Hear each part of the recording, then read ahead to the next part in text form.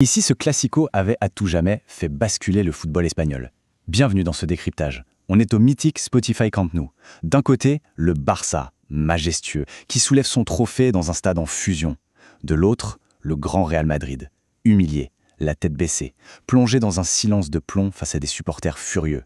On a un héros totalement inattendu avec Marcus Rashford et un Barça qui semble, pour de bon, reprendre le pouvoir absolu. La tension est maximale, mais croyez-moi, au-delà de ce score de 2-0, ce match cache une histoire beaucoup plus profonde.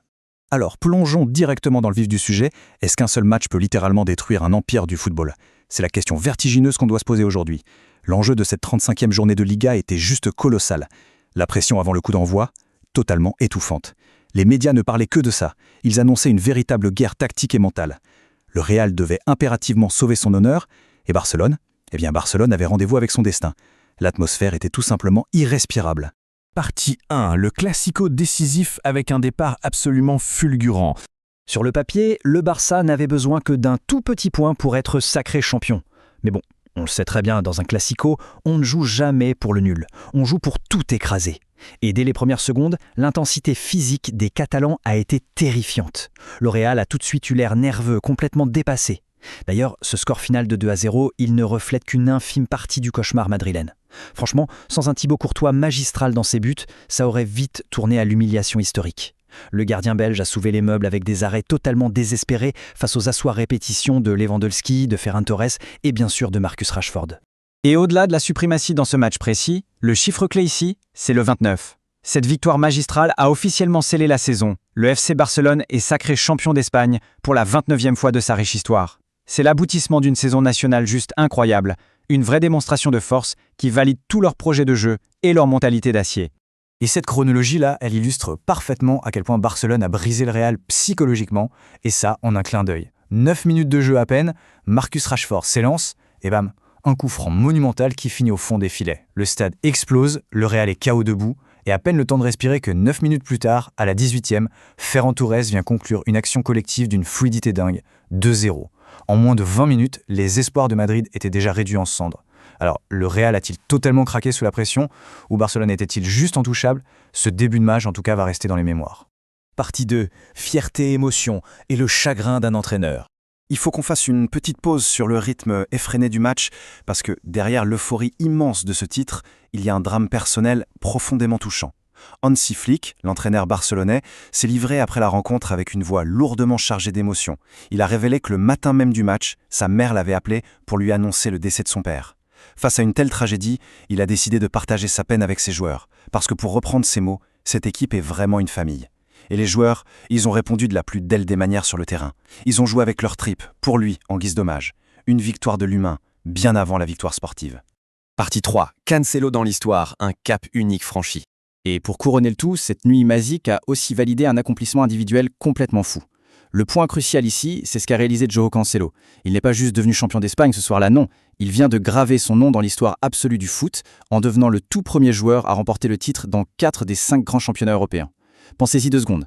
Il l'a fait en Serie A avec la Juventus, en Première Ligue avec Manchester City, en Bundesliga avec le Bayern Munich et maintenant en Liga avec le Barça.